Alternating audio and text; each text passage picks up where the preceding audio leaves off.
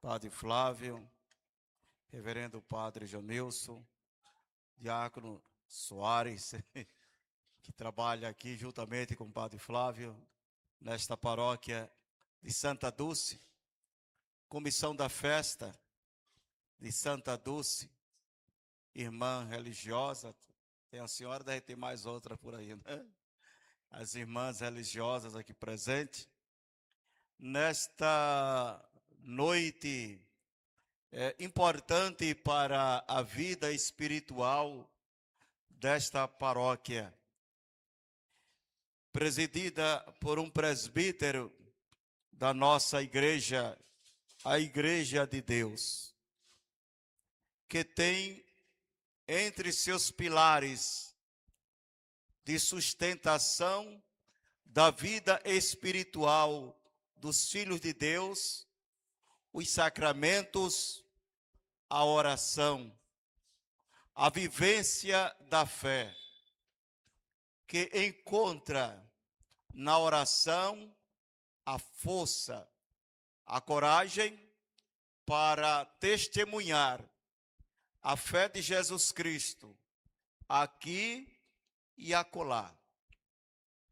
Ora, o tema desta noite é a oração que transforma as vidas, transforma vidas. De que modo a oração pode ser um veículo para a transformação da minha vida, da sua vida? Primeiro, a fé cristã e a fé judaica, por serem duas religiões revelada por Deus, tem como costume e desejo de Deus para que os homens ponham em prática a vida de oração. Se abrirmos as Escrituras, desde as primeiras páginas, a começar pelos livros da Torá, o Pentateuco, até os evangelhos, as cartas dos apóstolos, entendeu? E o testemunho dos santos, dos místicos, dos monges, da vida anacoreta, a vida cenobítica, de Santo Antão, São Pacômio, a São Bento de Núcia, a São Basílio Magno. Vamos aí escutar um cabedal espiritual orante, grandioso, que durante os séculos tem ornado a nossa igreja e continua ornando a igreja de Deus, os filhos de Deus, que buscam algo para as vossas vidas. O nosso grande mestre. Quem é o nosso maior mestre? Quem é o centro das Escrituras Sagradas? Hugo de São Vito já dizia: toda a Escritura Sagrada tem uma direção, uma pessoa, Jesus Cristo. E Jesus Cristo é a verdade absoluta. Mesmo se alguém diga: eu não creio, eu não acredito, já dizia o bispo Santo Atanásio, a verdade jamais deixará de ser verdade, porque alguém não crer na verdade. Ela será sempre aquilo que é. E professamos de todo o coração, pois acreditamos na palavra de Jesus, no testemunho dos apóstolos. E quem é a grande testemunha de que Jesus de Nazaré é verdadeiramente Filho de Deus, gerado do Pai antes de todos os séculos? É Maria de Nazaré. Em Jesus, nós aprendemos a rezar. Ele é o grande mestre da oração. Pois é, os discípulos, Jesus estando em um certo lugar, orando, ao terminar, um de seus discípulos pediu-lhe: Senhor, ensina-nos a rezar. Lucas 11:1. E Jesus ensinou a oração do Pai Nosso, que é a oração do Senhor, que nós repetimos. Há várias modalidades de orações: rezar, orar. Qual a diferença? O que isso deve influenciar na nossa vida espiritual? Às vezes, podemos dizer: eu não sei rezar, eu não sei como rezar, eu não tenho tempo para rezar. Ou, Deus não ouve as minhas orações, a minha vida é só sofrimento. Para que eu devo rezar? Escutamos muito estas coisas, né? Escutamos muito estas coisas.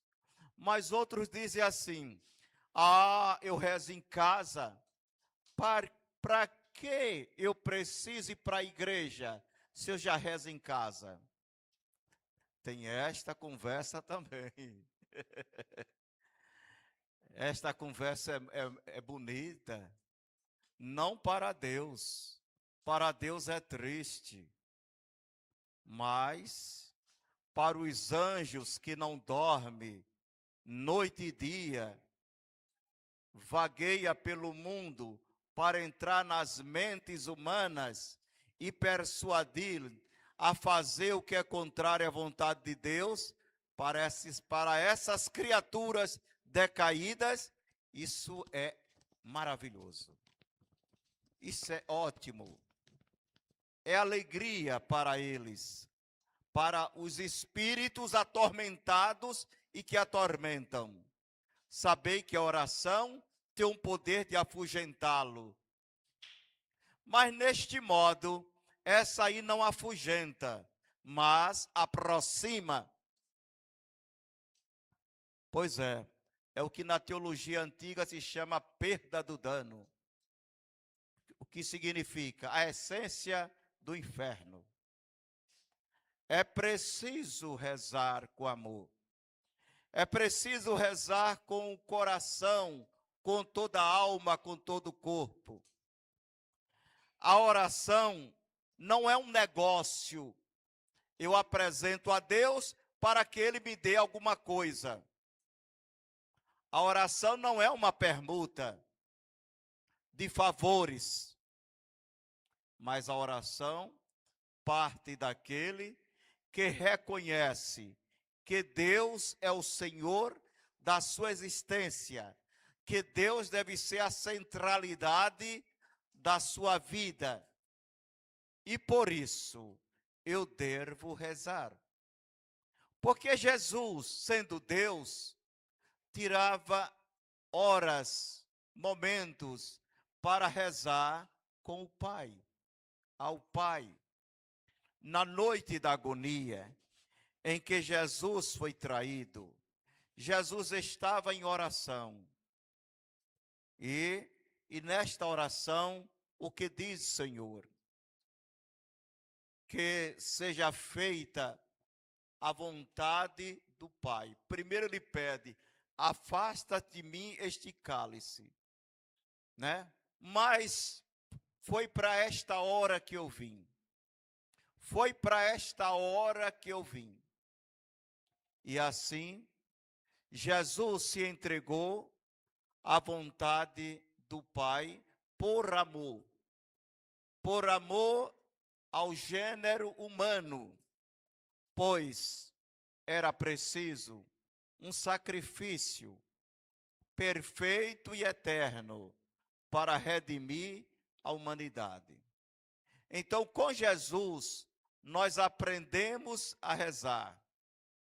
E a oração deve levar a uma transformação interior e exterior das nossas vidas, do nosso modo de agir. Uma vez encontrando Jesus Cristo, uma vez amando as suas palavras, a nossa vida deve mudar. Porque quem faz uma caminhada com Cristo, entendeu? Não se diz de modo algum, não preciso mais de rezar, porque já creio em Jesus. Como se crê, neutralizasse a necessidade da oração. O cristão deve ser uma pessoa de oração. A oração é marca na vida de um cristão, pois ela irá transformar a tua vida, mesmo se a tua vida for marcada por sofrimentos. Pois a figura deste mundo passa, mas a glória de Deus é eterna. O que dizia a leitura de ontem? Que adianta o homem ganhar o mundo inteiro se vai perder a sua vida, se vai perder a salvação? De nada adianta, não é isso? Um exemplo desse evangelho de ontem, trazendo para hoje, na vida. 2 grandes monarcas. Eu podia botar Carlos Magno, mas Carlos Magno só numa batalha matou a machado 20.000 frísios. São Luís IX, rei de França. Santo Henrique II, da Germânia. Ambos monarcas, mas em sua oração, em seus momentos de oração, pedia a Deus que eles não entrassem em guerra com nenhum reino, com nenhum feudo, entendeu? Não entrassem em guerra para não macular o mandamento de Deus, para não pecar contra Deus e contra a santa lei de Deus. Mas um pensamento desta natureza só pode partir daquele que ama e daquele que faz da sua vida uma vida de oração. Olha, eu gosto de citar exemplos, viu, Padre Flávio? Quando o tempo chegar, você dá um aviso. Há poucos dias, celebrávamos a memória do eremita, um grande ermitão do século passado, São Chabel. São Chabel tem 2 pronúncias. Um ermitão libanês, dos monges de São Marom, do Líbano. Há muitos ermitões ainda no mundo, especialmente na parte oriental do mundo. Homens e mulheres testemunhando a fé em Jesus Cristo, uns na clausura de um mosteiro, outros no eremitério, na solidão, no deserto, em lugares desertos.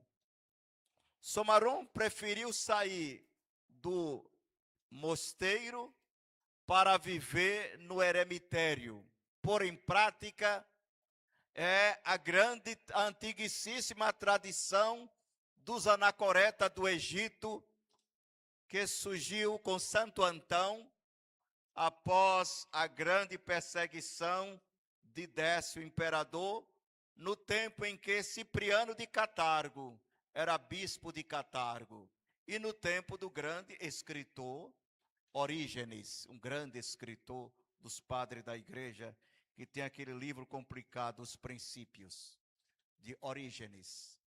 Então, surgiu essa ordem daqueles que não foram martirizados, mas que a partir daí levariam uma vida de oração no deserto, na pobreza, na extrema pobreza, em uma vida ascética, modado pelo amor a Jesus Cristo. Não fomos mártires daquele momento, conseguimos fugir, mas a nossa vida deve ser um martírio de amor a Jesus Cristo. E São Charbel pediu que queria ficar em uma casinha no alto da montanha, em um frio terrível, em período de frio, no Médio Oriente, numa casa pequenina, dormia numa esteira, nem cobertor tinha, e seu travesseiro era um tronco de madeira. Por que tanta pobreza e ele era feliz? Porque a oração, o amor a Jesus, transformou sua vida. Porque ele queria ficar naquele local, porque no mosteiro tinha os horários certos para oração, em todos os horários canônicos, mas no eremitério ele tinha a noite quase toda, tinha o dia quase inteiro, depois o trabalho na roça, para uma refeição diária, só uma refeição, e o dia inteiro oração. O amor a Deus contagiou profundamente, que a oração passou a ser a marca da sua existência. E que felicidade, que para muitos era uma infelicidade. Um homem santo, que atraía tanta gente, ele queria ficar só, como Dulce dos pobres, uma mulher santa, né? O socorro dos doentes, dos abandonados, dos que foram jogados fora como se fosse lixo, Dulce dos pobres. Mas vinha gente de toda parte, cristãos, muçulmanos, todos vinham ouvir e ver um homem de oração, um homem transformado, que deixou-se transformar pelo poder da oração, pelo poder do amor a nosso Senhor Jesus Cristo.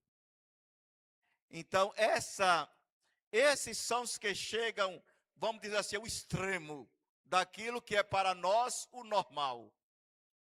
Mas não podemos sair do nosso normal só se for para o extremo, não abaixo.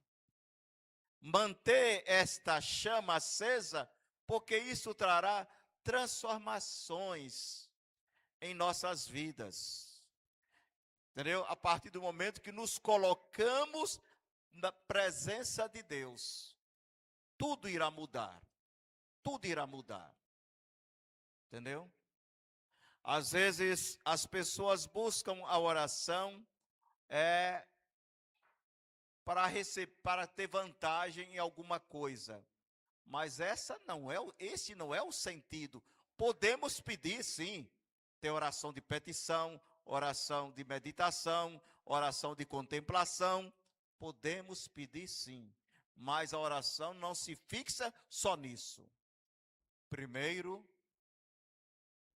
a necessidade que eu tenho de estar na presença do Senhor, orando com Jesus, né? Eu digo sempre na catedral, quando entramos na igreja, estamos na presença de Deus. O tabernáculo Shinar.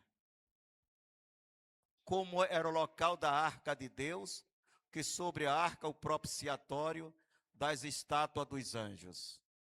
A presença do Senhor. Cada cristão chega na igreja, se apresenta a Deus. E nós temos uma certeza, Deus está aqui. Eu escutei, não é falar mal de religião de ninguém, embora tem gente que merece falar do mal mesmo, mas não é falar mal de ninguém não, que é pecado. Eu escutei um pastor protestante dizendo assim, os protestantes chegam na igreja e ficam discutindo, veste bonita, isto e aquilo, conversando, ninguém se... ele disse, eu entrei um dia na igreja católica, aquele silêncio, tudo transcorre normalmente numa calma. E as pessoas têm algo em mente que estão na igreja. Devemos fazer silêncio porque estamos na presença de Deus, na presença de Jesus. Os católicos têm uma grande certeza, ao entrar na igreja, eu me deparo com Deus, na presença de Deus. Aí ele disse, na nossa igreja não é assim. Não há essa convicção de estar na presença de Deus para a oração. Né? Em um livro antigo, aquele livro, A Peregrinação de Etéria,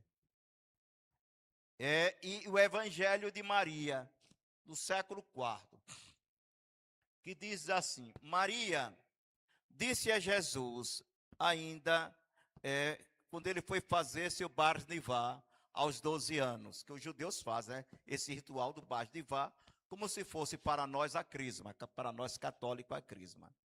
Então Maria se fixou bem distante do local do santuário e disse a Jesus, meu filho, ao subir essas escadas, não vire à direita e nem à esquerda.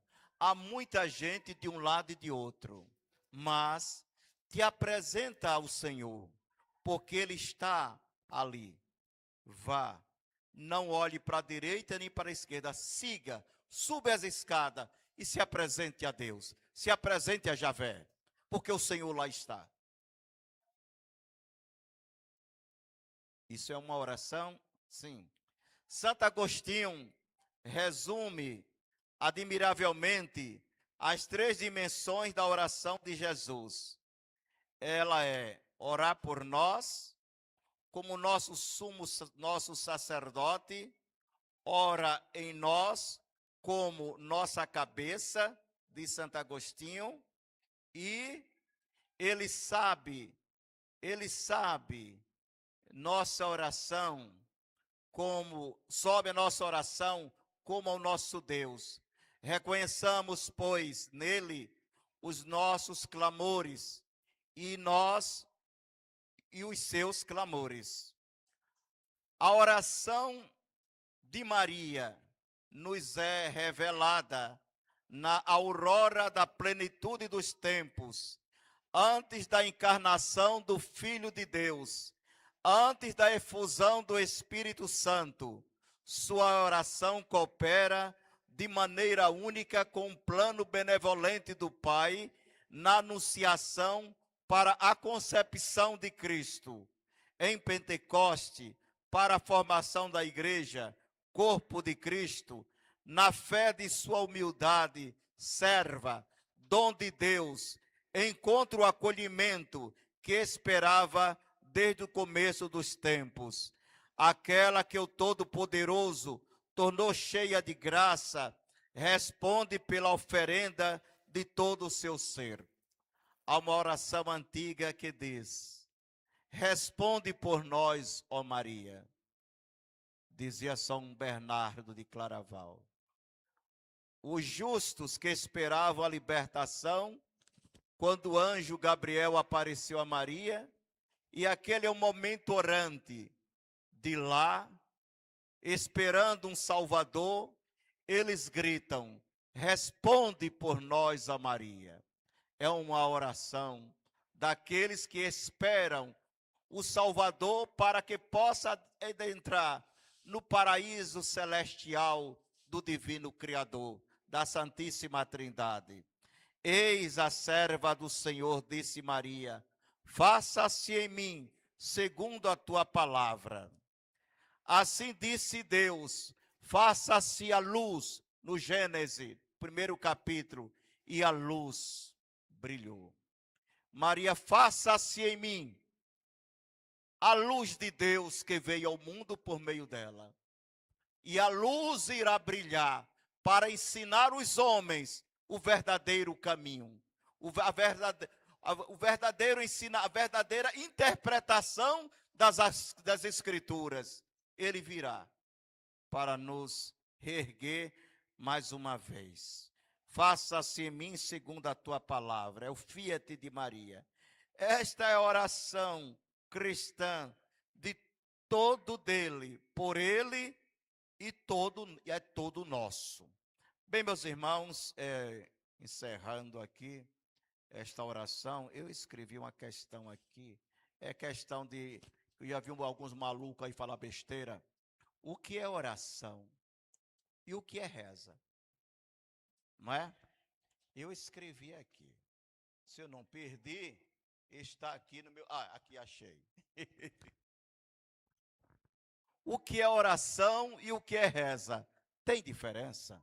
Tem. E não tem. Ao mesmo tempo que tem, não tem. Entendeu?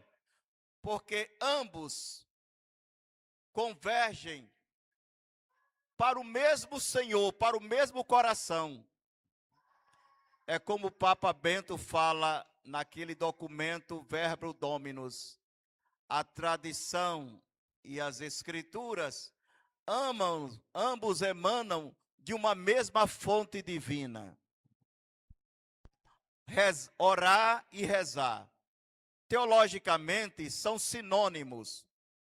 Uma mesma realidade de elevar a alma a Deus. Se você reza, você está levando sua alma a Deus e orando também. Mas há uma sutileza de uso. Rezar, frequentemente, associada a recitar orações formuladas por outros.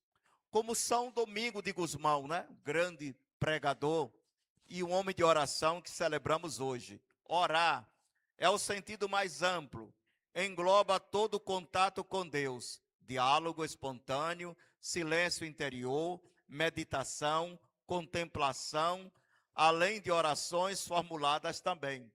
Então, ambos vão na mesma vertente.